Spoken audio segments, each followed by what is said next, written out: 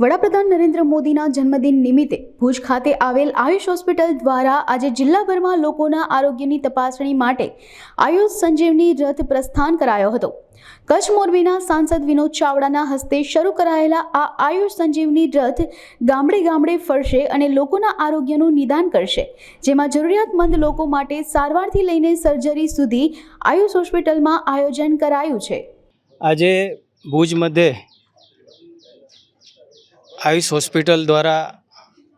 આયુષ સંજીવની રથનું આજે પ્રસ્થાન કરવામાં આવ્યું હતું। દેશના વડાપ્રધાન શ્રી નરેન્દ્ર મોદી સાહેબનો જન્મદિવસ છે, જેના ભાગરૂપે આખા કચ્છની અંદર આ રથ ફરવાનો છે અને આયુષ હોસ્પિટલના માધ્યમથી લોકોનું ચેકઅપ થશે। કોઈ ગંભીર બીમારી જણાશે તો એમને હોસ્પિટલ લાવવામાં આવશે અને આ ખૂબ જ એક આશીર્વાદરૂપ અને નવતર પ્રયોગ આયુષ હોસ્પિટલે કર્યો છે। એમને હું અભિનંદન આપું છું અને આદરણીય શ્રી નરેન્દ્ર મોદી સાહેબનો જન્મદિવસ એ યાદગાર બનાવ્યો છે એટલા માટે કે મોદી સાહેબના નેતૃત્વમાં જે આયુષ્માન કાર્ડની આપણને બધાને મોટી ભેટ મળી છે અને જેના ભાગરૂપે પણ લોકોની અંદર જાગૃતતા આવે, આયુષ્માન કાર્ડ આપણે બધા કઢાવીએ, જેના માટે પણ એક પ્રયાસ રહેશે અને ખૂબ જ સરસ અને સુંદર કાર્ય ડાયરેક્ટર શ્રી ડૉક્ટર વાઘેલા સાહેબ અને અંગદાનના મુહિમના દાતા શ્રી અંગદાન મુહિમના આપણા સૌના માર્ગદર્શક શ્રી આદરણીય દિલીપભાઈ દેશમુખ સાહેબ અને સાથે સાથે આપણા નગરપતિ શ્રી રશ્મિબેન અને સૌ લોકો ઉપસ્થિત રહી કરીને આ કાર્યક્રમની અંદર હાજર રહ્યા હતા। નમસ્કાર।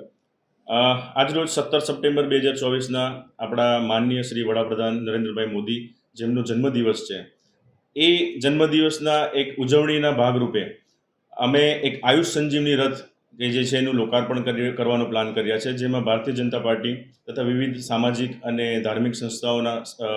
સહયોગથી આ એક મોટા એવા કેમ્પનું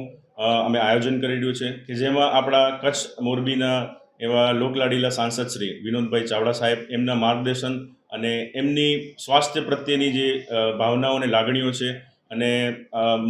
નરેન્દ્ર મોદી સાહેબના જન્મદિવસને એક ઉજવણીના રૂપે એક સેવાકીય અને વિસ્તારના લોકોનું સ્વાસ્થ્ય સુધરે તે માટે એક નિઃશુલ્ક મેગા મેડિકલ કેમ્પ તથા આયુષ સંજીવની રથ એનું લોકાર્પણ કરી રહ્યા છે। મેડિકલ કેમ્પની વાત કરીએ તો એ કેમ્પ દરમિયાન આપણે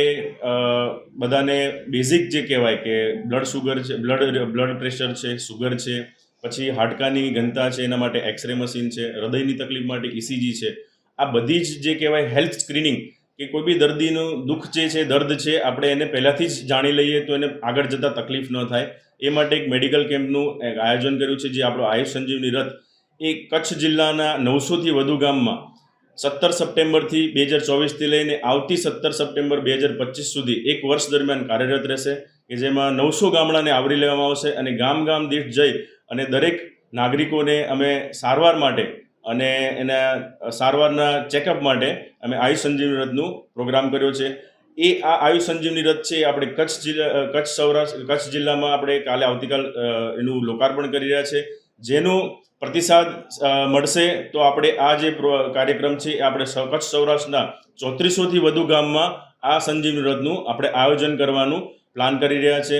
તો આપણા લોકલાડીલા વિનોદભાઈ ચાવડા સાહેબ સાંસદ શ્રી એમના માર્ગદર્શન હેઠળ આપણે આ આયુષ સંજીવની રથને કાલથી કાર્યરત કરશું। હા, આયુષ સંજીવની રથ છે એમાં અમારી કુશળ એક ટીમ રહેશે। ટીમમાં અમારા ડૉક્ટર એક રહેશે જે આખી આયુષ સંજીવની રથને રિપ્રેઝેન્ટ કરશે।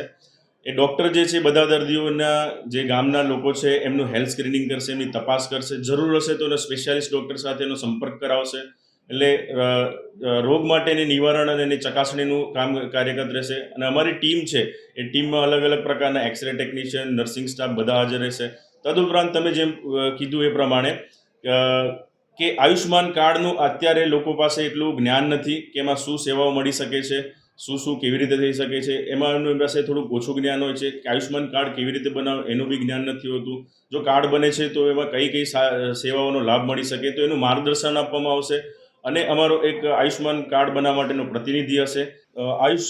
સંજીવની રથના જે લોકાર્પણ થઈ રહ્યું છે તો અમે એક સંકલ્પ લીધો છે વિનોદભાઈ ચાવડા શ્રી આપણા લોક સાંસદના માર્ગદર્શન હેઠળ કે આ એક વર્ષ દરમિયાન આ રથથી અમે એવી કામગીરી કરવા માંગીએ છીએ કે સમગ્ર કચ્છ અને સૌરાષ્ટ્રના નાગરિકોને એક વર્ષ દરમિયાન અમે 1.5 લાખ વ્યક્તિઓનું નિઃશુલ્ક હેલ્થ સ્ક્રીનિંગ અને 1.5 લાખ વ્યક્તિઓને Ayushman Bharat card PMJ card છે એ બનાવવાનો સંકલ્પ અમે લીધો છે.